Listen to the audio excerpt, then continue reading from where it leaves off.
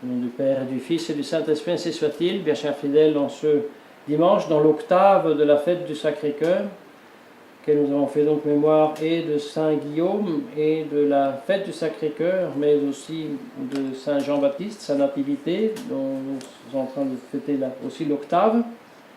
Nous avons contemplé ensemble le mystère du Sacré-Cœur à travers les enseignements des papes et des pères de l'Église, Pie XI, qui nous enseigne le moment plus important de la consacration au Sacré-Cœur, qui est intimement, essentiellement lié au devoir de réparer les offenses faites à ce Sacré-Cœur, à Dieu, à l'amour du Créateur vers sa créature qui, justement, par ingratitude, par froideur, par oubliance, offend gravement son Créateur, son Rédempteur, le Sacré-Cœur de notre Seigneur Jésus-Christ qui, pour nos péchés, a versé son sang.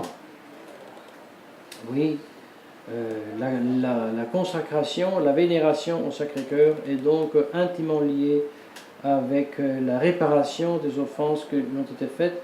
Et cette réparation, à son tour, n'est pas possible sans le sacrifice, sans la douleur. À moins justement de suivre le serpent, à moins de suivre Satan, à moins de suivre l'agnose, à moins de suivre le pélagianisme qui dit non, on n'a pas besoin de tout cela. Nous pouvons être heureux, libérés de nos maux par nous-mêmes. Nous n'avons pas besoin d'un Dieu, d'un Sacré-Cœur, d'une croix, d'un sacrifice. On n'a pas besoin de tout cela. Nous, on s'arrange tout seul. Et d'ailleurs, ça a été fait.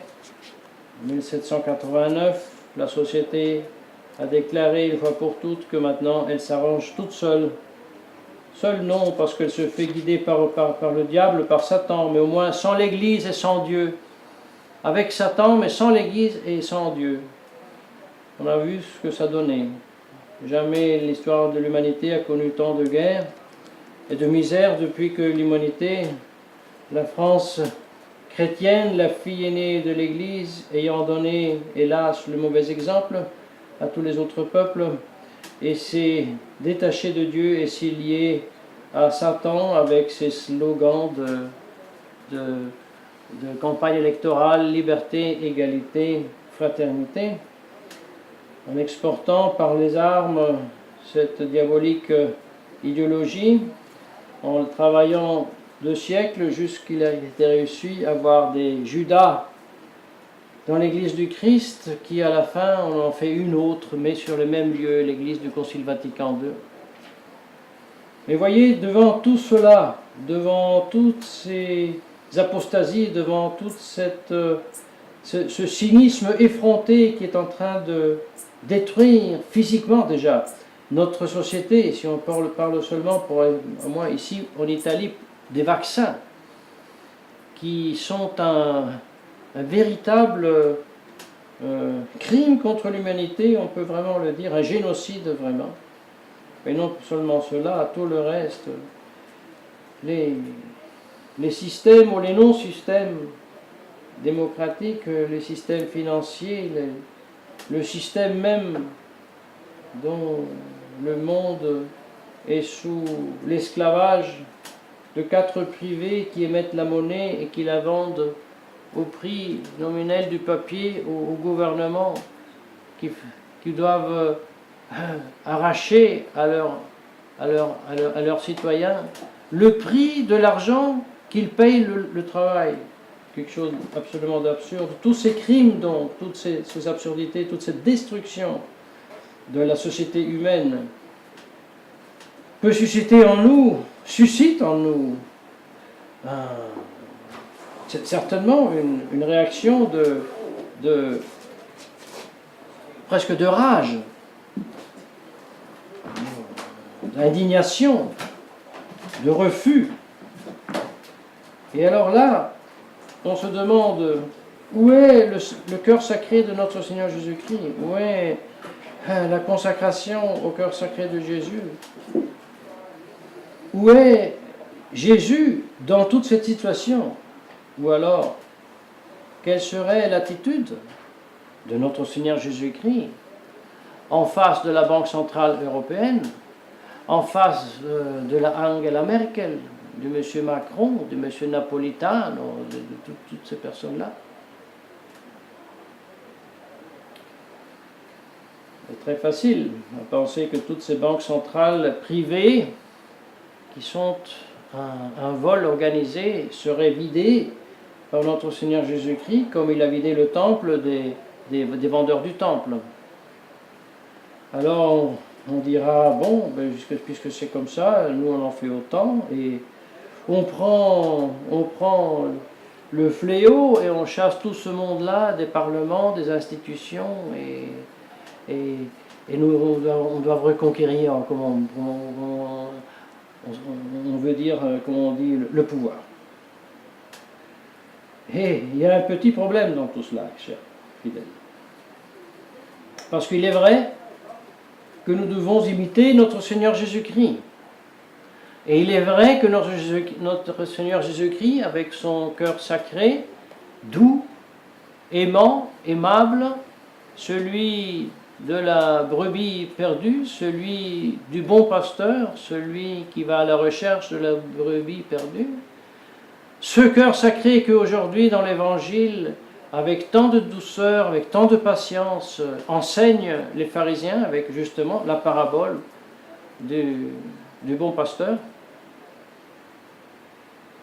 c'est le même Jésus, avec ce même cœur qui avant tout aime tendrement, qui exerce la violence avec un fouet et jusqu'à fouetter les personnes dans le temple.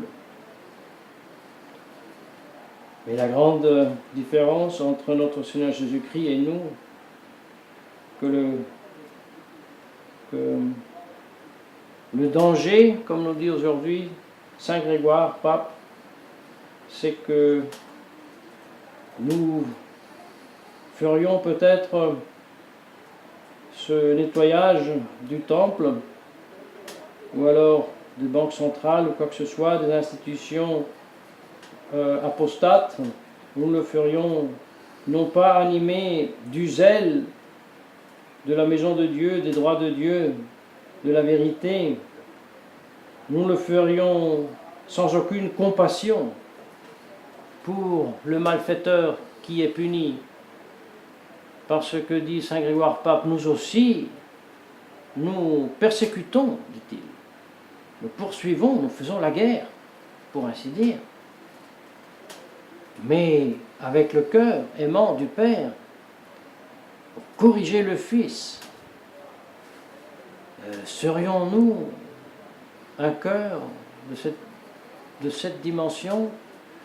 Le grand danger, c'est que, peut-être que non, mais que notre action violente serait une action aveugle, de rage, de rébellion.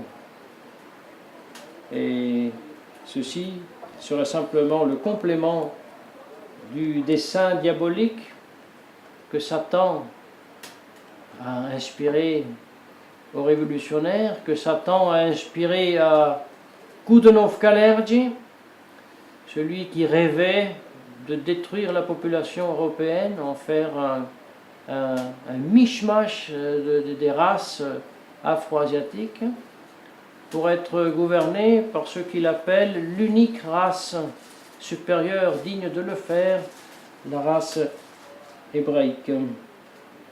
Et dans ce plan diabolique, satanique, il est prévu de faire enrager les chrétiens qui ont perdu la foi, qui ont perdu les sacrements, qui ont perdu la grâce, et qui, comme les damnés, s'enragent et s'accusent mutuellement de leurs péchés. Ainsi, Satan désire voir les chrétiens désespérés avec la rage, se rencontrer avec violence avec les suppôts du gouvernement mondial. Gare à nous. Gare à nous. Et il est difficile de trouver la ligne de démarcation, la frontière entre ce monde du saint zèle qui animait le fouet de notre Seigneur Jésus-Christ et la violence aveugle, pécheresse, du typhus, comme l'appelle saint Grégoire, de la superbe. Oui, vous savez, une chose nous la savons, nous savons exactement où sont les points fermes où cette démarcation, cette frontière passe. C'est une frontière très movible d'ailleurs, parce qu'elle passe exactement, géographiquement, localement, à travers chacun de nos cœurs. C'est là qu'il y a la frontière entre le monde de la grâce, de l'imitation de notre Seigneur Jésus-Christ, et le monde du péché, de la rage, de la rébellion et du désespoir.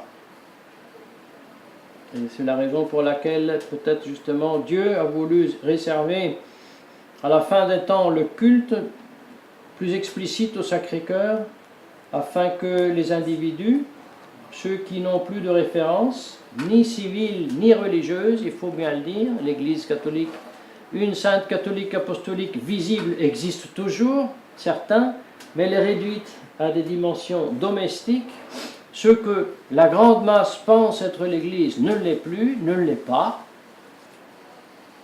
Et donc, d'une façon générale, on peut dire, les individus, les catholiques, n'ont plus de référence, ni civile ni religieuse, si ce n'est quand même,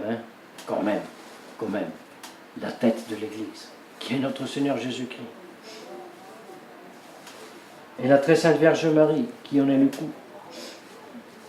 Et donc, par le rosaire et la dévotion au Sacré-Cœur, chaque individu nettoie bien les frontières entre le royaume de Dieu et le royaume de Satan, et se met en garde et fasse la guerre du beau comté avec les bons moyens, et surtout dans l'esprit bon, qui est l'esprit surnaturel, qui est l'esprit de la grâce, que donc nous avons demandé aujourd'hui à la très sainte Vierge Marie, afin qu'à travers les prières et les sacrements valides, elle nous la fasse trouver si nous l'avons perdue, et augmenter si nous la possédons, au nom du Père et du Fils et du Saint-Esprit, ainsi soit-il.